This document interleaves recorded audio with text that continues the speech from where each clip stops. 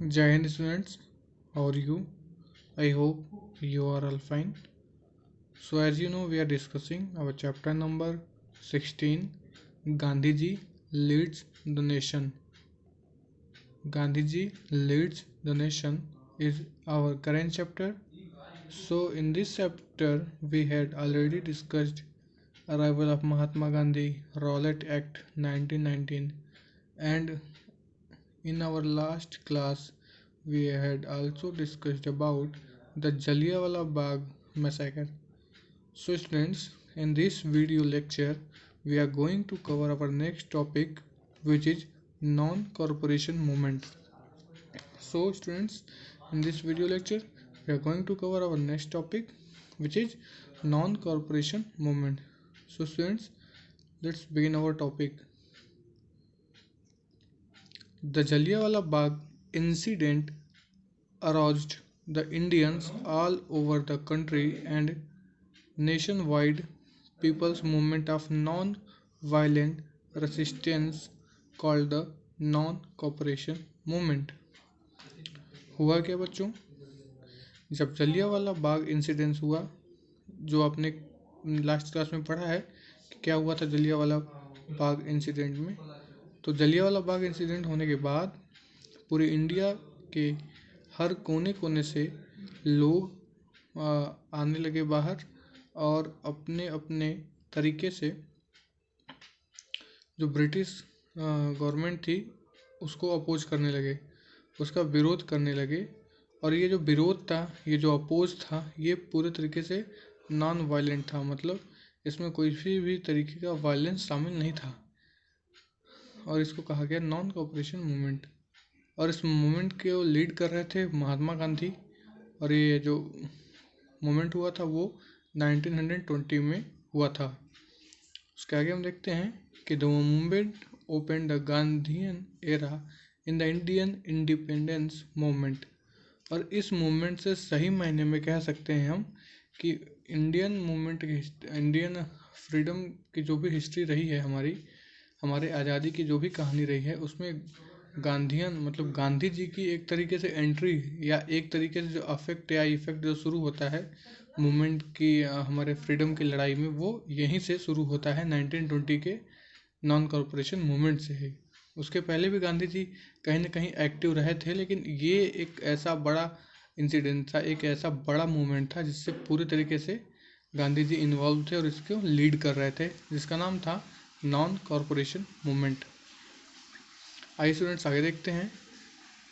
According to this movement people were asked to not to cooperate with British government and they started breaking the laws deliberately।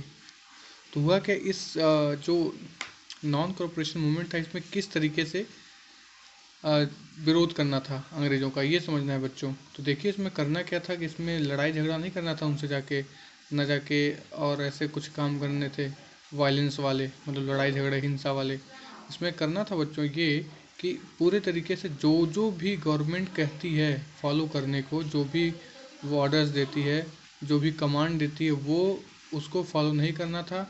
मतलब किसी भी तरीके से government के साथ corporation नहीं करना था। गवर्नमेंट का पूरे तरीके से उस गवर्नमेंट की बातों को नहीं मानना था, इनकार कर देना था और जानबूझ करके गवर्नमेंट के बनाए हुए रूल्स को या लॉज को कह सकते हैं जानबूझ के तोड़ना था। अब हम आगे देखेंगे students. Thousands of students and teachers left the school and college run by the British. और इसी वजह से बहुत सारे बच्चों ने, थाउजेंड्स ऑफ मतलब हजारों बच्चों ने और टीचर्स ने उन स्कूलों को छोड़ दिया जिनको ब्रिटिशर्स चला रहे थे, मतलब जिनके मालिक ब्रिटिशर्स हुआ करते थे। ऐसे स्कूलों को हजारों बच्चों ने छोड़ दिया। आगे हम देखते हैं। Lawyers boycotted law courts. Motilal Nehru set up an example by giving his profession as a lawyer. इसी तरीके से लॉयर्स ने भी बाइकआउट करना शुरू कर दिया कोर्ट्स को और मोतीलाल नेहरू ने एक बड़ा एग्जाम्पल दिया इस चीज़ के ऊपर। Many people left there government jobs and also boycotted elections and government function. और इसी तरीके से बहुत सारे लोगों ने अपनी अपने गवर्नमेंट जॉब को भी छोड़ दिया, लेफ्ट कर दिया और साथ में दे बाइकॉटेड इलेक्शन, और गवर्नमेंट के फंक्शंस को करने के लिए जो भी इलेक्शन होते थे उस इलेक्शन को भी लोगों ने बाइकआउट करना शुरू कर दिया था। उसके बाद next point, people protested in front of shops selling British goods and laid stress on buying Indian goods only. इसी तरीके से इंडियंस ने जो क्या किया कि ब्रिटिश गुड्स को खरीदना बंद कर दिया और ज़्यादा से ज़्यादा इंडियन गुड्स को ही खरीदने पर जोर दिया जाने लगा। Our last point is Subhash Chandra Bose resigned from the Indian civil services. और यही एक बड़ा कारण भी था नॉन कॉरपोरेशन मूवमेंट कि सुभाष चंद्र बोस ने as a civil service Indian civil services से रिजाइन कर दिया, क्योंकि वो एज ए सिविल सर्विसेज में एज ए सिविल ऑफिसर नहीं काम करना चाहते थे ब्रिटिशर्स के अंडर में। ओके स्टूडेंट्स, अब आगे देखते हैं। The non corporation movement was a great success. और ये इतनी सारी चीज़ें जब हुई, ये देख रहे हैं आप, ये इतनी सारी चीज़ें जब हुई तो कहीं ना कहीं इसको हमको सक्सेस मिलना ही था, और वो सक्सेस, वो सफलता मिली। Even thought the British government tried to suppress the movement using violent means and arresting several leaders. ये हमारा जो मूवमेंट था नॉन कॉपरेशन मूवमेंट, ये पूरे तरीके से सक्सेसफुल हुआ था। और ऐसा हम क्यों कह रहे हैं, क्योंकि इसको सप्रेस मतलब इसको ख़त्म करने की, इस मूवमेंट को दबाने की बहुत सारी कोशिशें की गई ब्रिटिश गवर्नमेंट के द्वारा। वो वायलेंट तरीके से भी हुई, मतलब हिंसा के रूप में भी हुई, लेकिन वो सफल नहीं हुई। इसमें कई लोगों को अरेस्ट भी किया गया, लेकिन ये सफल नहीं हुई। Gandhi ji did not leave his path of non violence, he wanted the movement to be peaceful.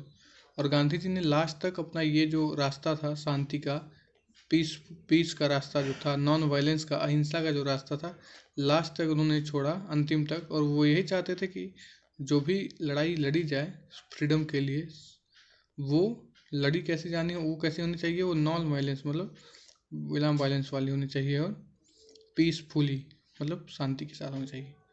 So students, इस वीडियो लेक्चर में हमने कवर किया नॉन कॉपरेशन मूवमेंट। आगे आने वाले वीडियो लेक्चर में हम आगे के चैप्टर को कवर करेंगे। That's all for today. Thank you for watching this video. If you have any kind of queries, let me know in my personal WhatsApp number.